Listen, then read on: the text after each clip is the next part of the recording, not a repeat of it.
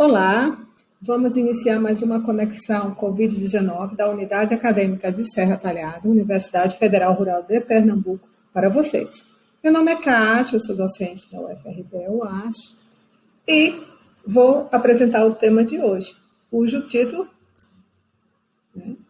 é Compostos Bioativos no Combate ao Coronavírus. A nossa apresentação, ela se baseia na apresentação da estrutura viral, o mecanismo de sinalização celular no reconhecimento do vírus e célula hospedeira, essa interação, que é o início do processo infeccioso, seguido das definições que nós encontramos na literatura para compostos bioativos, exemplos desses compostos bioativos e como esses compostos podem atuar como compostos antivirais. Então, o objetivo aqui é justamente mostrar a relação entre compostos ativos e coronavírus, o que são compostos bioativos e como eles podem ser utilizados no combate ao coronavírus. Então, coronavírus são vírus de cadeia positiva, de fita simples, são vírus de RNA de cadeia positiva e fita simples, que vão infectar uma gama de hospedeiros humanos e aves, provocando diversas doenças, dentre elas infecções respiratórias. O vírus que causa Covid, ele vai ser designado como coronavírus 2, o vírus da síndrome respiratória aguda grave 2, SARS-CoV-2. O coronavírus, ele possui um formato esférico e proteínas que se encontram na superfície do vírus, que são chamadas glicoproteína S, vão dar ao vírus uma estrutura na forma de uma coroa, daí o nome coronavírus. Atualmente, o SARS-CoV-2 é o coronavírus humano mais patógenos que se tem conhecimento, né, nos últimos 20 anos, que ocorreu nas 2 últimas décadas. A sua estrutura, né, viral, como é que ela é apresentada? Aqui nós temos uma figura onde mostra a estrutura viral. Assim, nós observamos algumas nomenclaturas e elas foram numeradas de 1 a 5. Então, nós observamos um envoltório aqui em azul. Esse envoltório ele é formado pela membrana biológica, por uma bicamada lipídica. Nessa bicamada lipídica, nós temos proteínas de membrana, né? E aí, na numeração 1, especificamente uma proteína M, que é abundante e define o envelope viral. Dentro desse envelope viral, nós temos o nRNA genômico do vírus, que está aqui mostrando a fita simples de RNA. Em 2, né, justamente nós temos o RNA genômico. Em 3, nós temos as proteínas de picos, spikes, S, proteína S. São glicoproteínas, ou seja, proteínas que têm carboidratos associados, e vocês observam que elas estão inseridas na bicamada lipídica aqui em azul. Então, é uma glicoproteína, então essas hastes são as proteínas, né, a parte proteica, e essa parte em amarelo está relacionado à parte glicosídica, a parte de carboidratos. Então, ela é chamada de proteína S. Em 4, nós temos a proteína N, que se liga ao genoma, né, ao RNA genômico, ao genoma do RNA, e estão envolvidos na montagem e brotamento viral. E, por fim, em 5, nós temos a proteína E, que é a menor e está envolvida também na montagem e brotamento viral. Então, essa estrutura aqui, apresentada, mostrando essas estruturas proteicas, ela vai ser importante, né? Com esse conteúdo proteico, ela vai ser importante no reconhecimento celular. E quem é que vai reconhecer a célula hospedeira? Quem é que vai ter essa função? Justamente a proteína S, ela que vai mediar a ligação do vírus aos receptores da superfície da célula hospedeira. De que forma? Vamos dar uma olhada aqui? Aqui é um esquema geral. Eu dividi em 8 etapas, tá? Eu não vou descrever etapa por etapa, mas vou mostrar de maneira geral de o que ocorre no processo de infecção. Então, o vírus entra na circulação, né, do organismo vivo, e aí ele reconhece a célula hospedeira. Então, a célula hospedeira tem uma membrana lipídica, uma membrana biológica, que separa o meio externo do meio interno, o citosol do meio extracelular, e na superfície dessa membrana nós vamos encontrar receptores, que na figura aqui estou mostrando esses ganchos lilazes. Esses ganchos, né, vão reconhecer quem? As proteínas que vão estar na superfície, a proteína S, que justamente dá essa forma de coroa ao vírus. Então, a proteína reconhece o receptor, interage com o receptor, se liga ao receptor, e aí inicia um processo que a gente chama de cascata de sinalização. Essa sinalização que vai iniciar o processo de entrada no vírus para a contaminação da célula hospedeira. Então, a proteína S muda de conformação, você vê que na próxima figura, na estrutura viral, eu não tenho mais na superfície a proteína S, porque ela muda de conformação e é clivada, ela é cortada por proteases, e aí inicia o processo de fusão celular. O vírus se funde, a célula hospedeira adentra na célula hospedeira, libera o genoma viral, e aí começa todo o processo de transdução viral, de replicação, aí nas etapas 2, 3 e 4 está acontecendo isso, para quê? Para produzir uma replicação genômica e para também fazer o quê? Síntese proteica. Síntese de quem? De quais proteínas? As 4 proteínas que eu apresentei agora, que faz parte da estrutura viral. Proteína E, proteína M, proteína S e proteína N. Essas proteínas são de membranas, então elas são conduzidas para a organela que é responsável na célula pela produção de membrana e renovação de membrana celular. Quem é? Retículo endoplasmático. Elas são inseridas, gera novamente um novo envelope, que vai envelopar, né, que é uma estrutura, né, de membrana que vai envelopar o material genômico, e aí esse vírus é liberado da célula hospedeira por exocitose aqui nessa etapa 8. Então, a estrutura viral é fundamental para a atividade viral, né? É nesse processo que se tem um reconhecimento celular. Então, e aí a busca hoje são os alvos justamente de medicamentos e vacina para impedir esse processo, né? Para impedir esse processo de infecção, certo?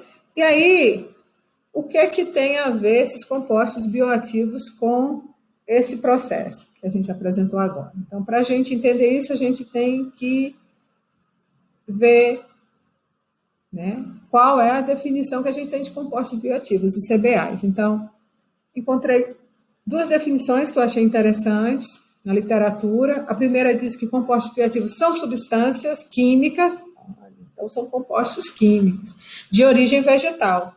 De origem vegetal, então, eu já posso inferir que são produtos naturais e que vão apresentar uma ação fisiológica ou celular nos organismos vivos.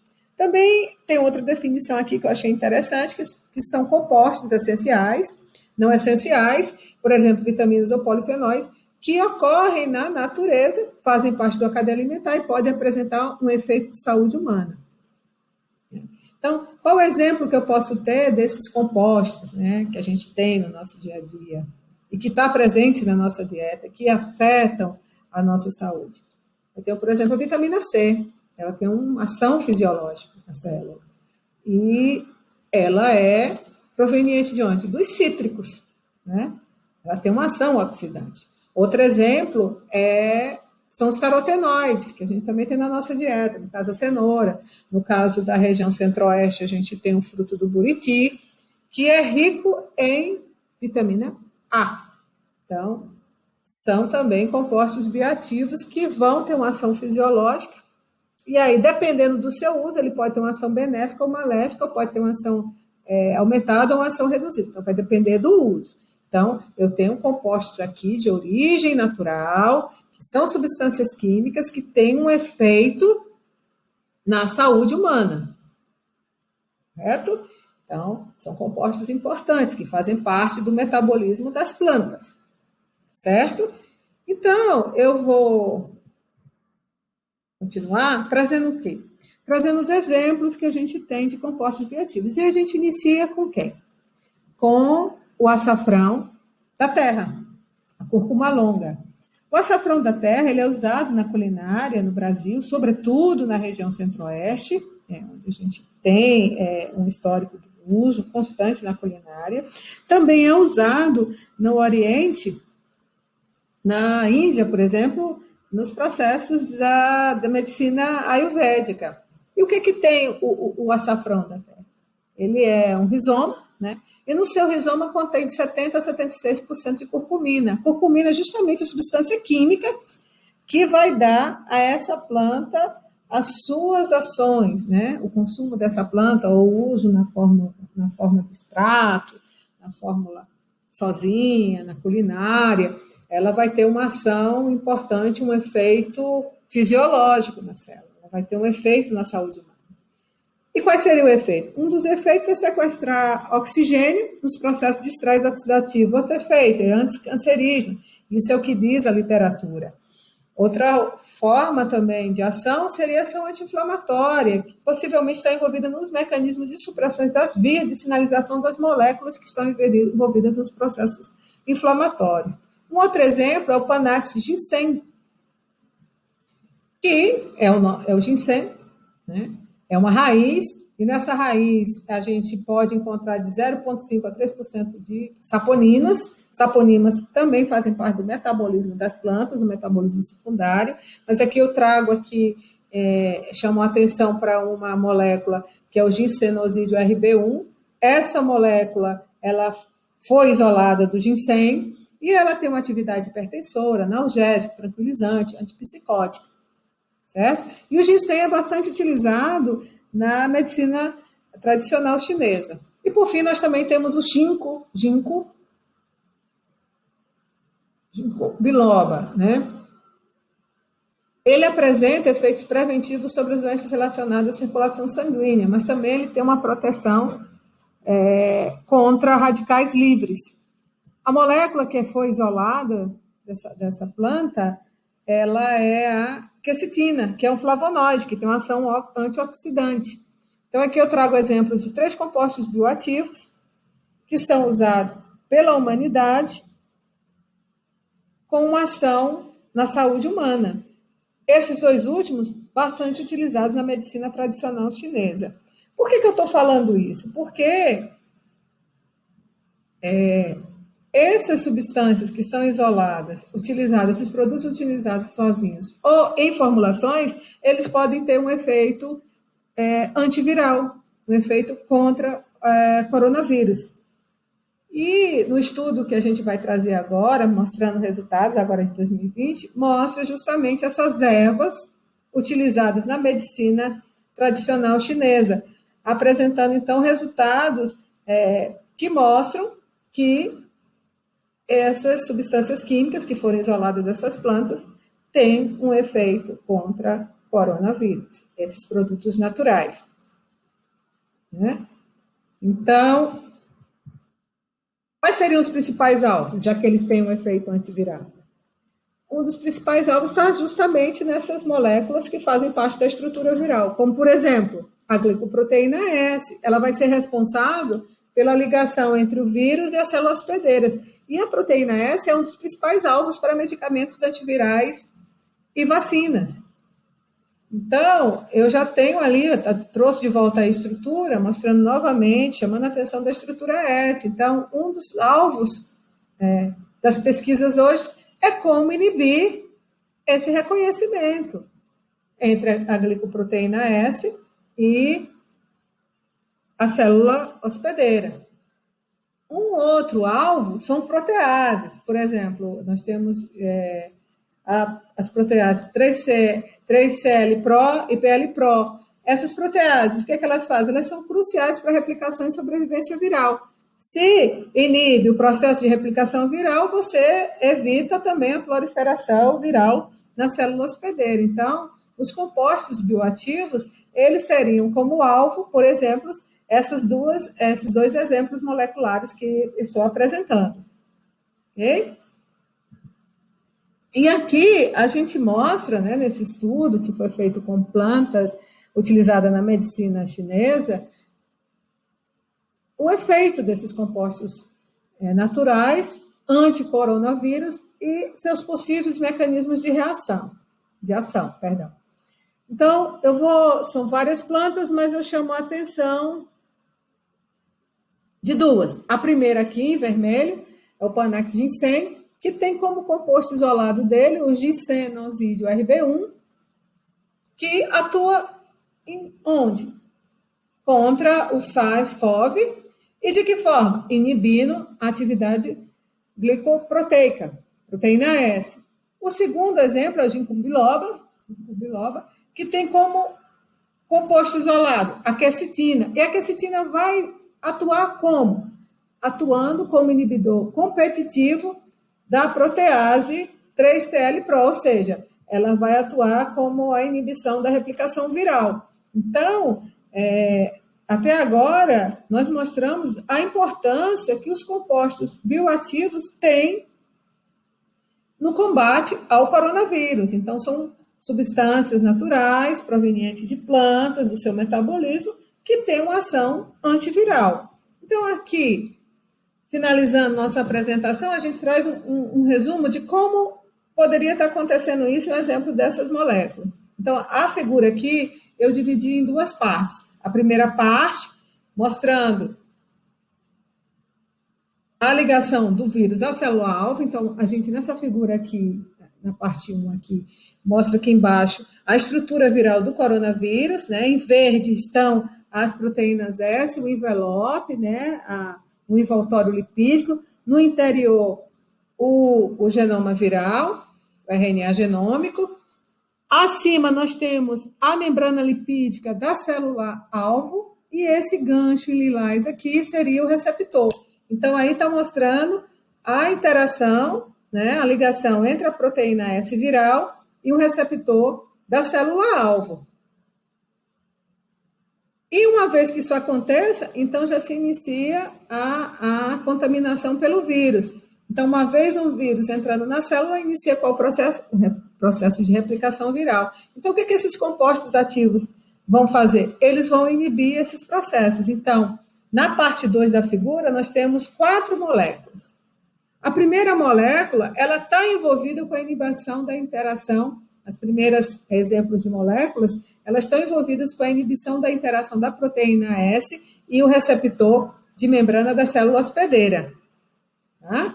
Então, essas moléculas, elas têm a ação de inibir esse reconhecimento celular. Dentre elas está aquela isolada do ginseng, o ginsenosídeo RB1. As outras moléculas listadas, elas estão envolvidas com a inibição da replicação viral, né?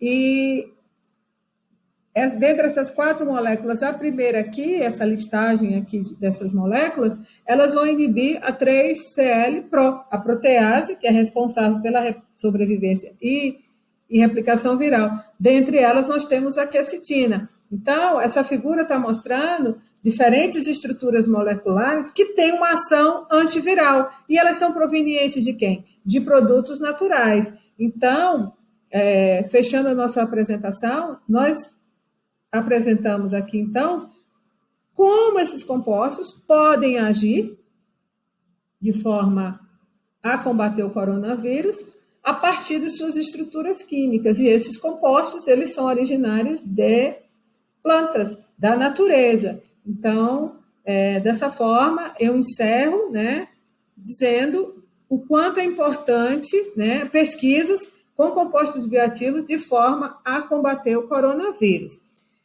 Eu agradeço a atenção. Qualquer dúvida, pode deixar aí as dúvidas, que é o maior prazer em responder, dúvidas que possam surgir. E agradecer mais uma vez a esse momento de apresentar mais informações sobre a Covid-19 na nossa conexão.